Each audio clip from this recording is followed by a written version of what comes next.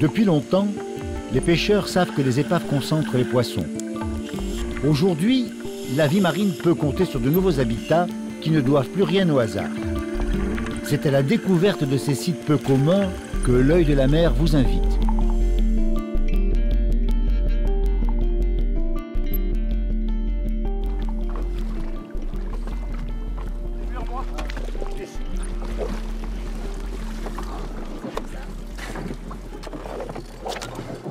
Nous sommes ici aux portes de Marseille pour des plongées sur des sites artificiels.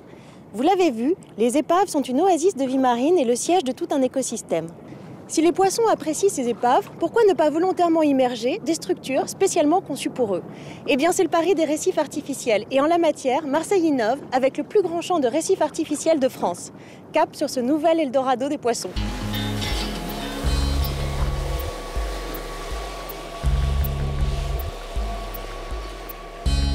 La concession des récifs se situe dans la baie du Prado et s'étend depuis les abords du château d'If en direction de la Pointe Rouge sur une distance de plus de 2 km. C'est ici, dans cette vaste zone délimitée par ces balises, que je vous propose de découvrir un véritable village sous-marin. Mais avant, allons à la rencontre de spécialistes des récifs artificiels. Qu'est-ce que c'est un récif artificiel? C'est un habitat pour les C'est un HLM pour les poissons. On met des pots à poules et c'est un habitat pour les poissons. Un mode pour qu'ils se nourrissent en paix, pour se protéger. C'était pour pour qu'il y ait plus de poissons dans la rade de Marseille parce que les pêcheurs, ils avaient plus de poissons, il n'y avait rien au fond. Et c'est pour ça qu'on a choisi de mettre des récifs à cet endroit.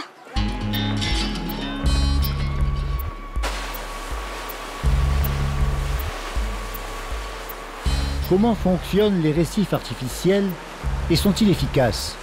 Pour répondre à cette question, nous avons rendez-vous avec les scientifiques du GIS Posidonie.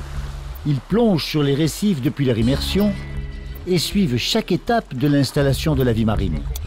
On attend de ces récifs qu'ils concentrent les poissons, qu'ils offrent de nouveaux habitats, puisqu'ils sont posés sur d'anciens herbiers de Posidonie, qui n'existent plus. Une zone qui autrefois était riche, qui d'une façon ou d'une autre a été dégradée puisque l'herbier n'y est plus. Quelle qu'en soit la cause, il n'existe plus, il n'y a plus que la mate morte, et bien c'est satisfaisant de se dire que sur cet ancien herbier, on va lui redonner une nouvelle vie sous une autre forme, complètement différente, sous forme d'un fond dur, mais avec toute la vie qui va avec.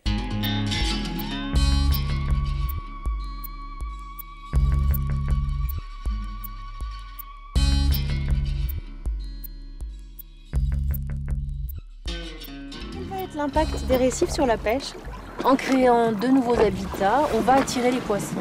Donc c'est une manière aussi de favoriser la production en poissons, en permettant à de jeunes individus de s'installer, de grandir.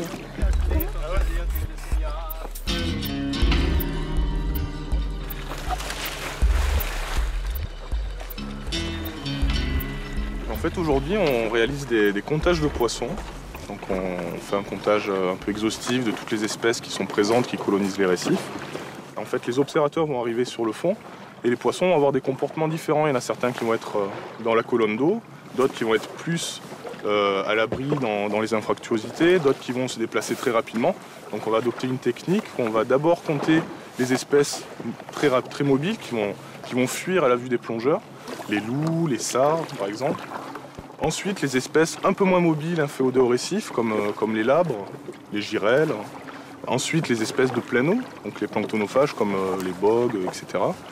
Et en dernier, les espèces qui sont vraiment, qu'on appelle cryptiques, qui sont dans le récif, dans les infractuosités, comme les rascasses, les congres, etc. Voilà. Alors, on va plonger sur un panier acier, un récif chicane, et ensuite une filière haute. Donc on en a pour 25 minutes de plongée à peu près. Ok. C'est parti. Je te suis. Allez.